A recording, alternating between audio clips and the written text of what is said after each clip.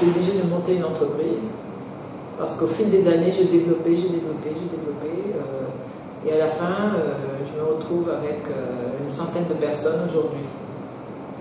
Et j'ai fait du développement de savoir-faire dans plusieurs domaines, dans la menuiserie, dans la tapisserie, dans la confection, avec toujours comme idéal de dire, voilà, au reste du monde, on peut fabriquer entièrement au Sénégal ou en Afrique, parce qu'il y a beaucoup d'idées reçues sur l'Afrique, comme quoi on ne peut pas faire de bonne finition, on ne peut pas faire ceci, on ne peut pas faire cela, on n'est pas capable de transformer les matières premières. Et alors, je rejoins cette problématique du coton en disant, oui, on peut transformer nos matières premières. Et on peut les transformer en haut de gamme, et on peut aller très loin. Et grâce à cette transformation, on a pu vendre à la maison Hermès, qui est la plus connue dans le monde pour son savoir-faire. Donc, j'ai commencé à créer une entreprise qui se veut un peu un fer de lance pour dire au monde, oui, nous pouvons fabriquer, nous pouvons faire de belles choses, et nous pouvons avoir une autonomie économique à partir de notre savoir-faire.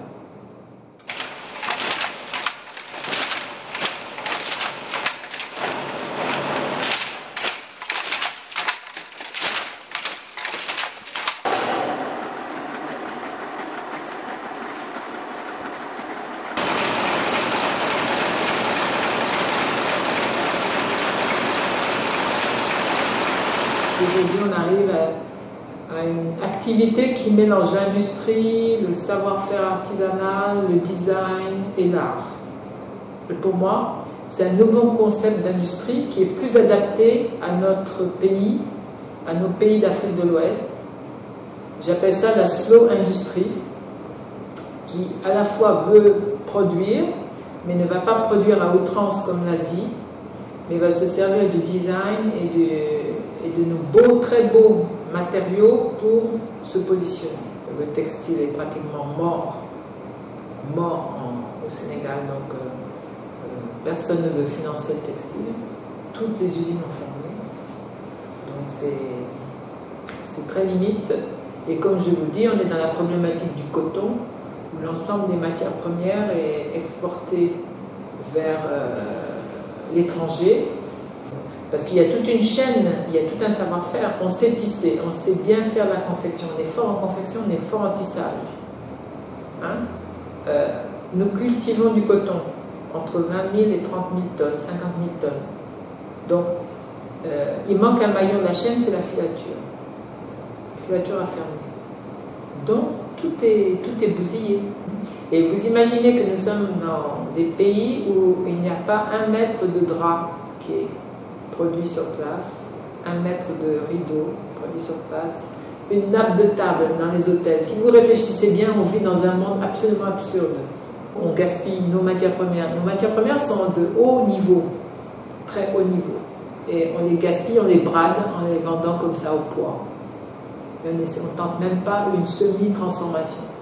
Donc ça, au niveau politique, c'est très important de dire aux politiques, il faut absolument maintenir les matières premières un minimum ici, parce que bon, pendant 100 ans, c'est vrai qu'avec la colonisation, l'Afrique s'était fait pour exporter des matières premières. Maintenant, la Chine arrive pour continuer la même chose. Donc en ce moment, d'ailleurs, j'ai constaté que le bois, le coton, etc., tout le monde prend ça sent.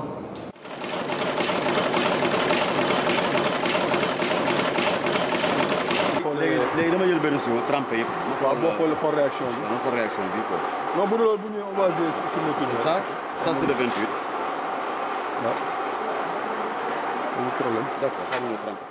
D'abord, j'ai exercé le métier de peintre et en même temps, après, de batik, parce que j'ai fait pendant 13 ans du batik, parce que je voulais utiliser les matériaux locaux pour faire des tableaux. Donc j'ai fait des pièces uniques en batik, très très fouillées, très élaborées, qui m'ont permis même de faire une exposition au Japon. J'ai fait également de la tapisserie à Aubusson. J'ai fait pas mal d'expériences artistiques en céramique, etc. Et donc quand je suis vraiment rentrée en activité de designer textile, c'est là que le monde de l'art a commencé à me manquer. C'est là que j'ai décidé d'ouvrir une galerie. Je remarque que depuis quelques années, il n'y a pas eu vraiment de nouvelles fournées tout à fait impressionnante, je dirais. Je trouve que le gros problème, c'est qu'il y a une école de beaux-arts qui est très très faible, qui n'est vraiment pas... vraiment le niveau de l'école des beaux-arts à Dakar, c'est extrêmement en descente, et je me demande si ça n'a pas à voir avec le fait que les derniers grands sorties d'artistes comme Zoli Cissé, Camara Gay, c'était dans les années 96, 97, 98. Mais je peine vraiment à voir beaucoup de nouveautés depuis cette époque. Le lieu que j'utilise à Rufisque, c'est un lieu qui est presque, qui serait parfait pour être un musée en fait. L'option, c'est que ce lieu était parfait. C'est un hangar de l'époque 19e siècle.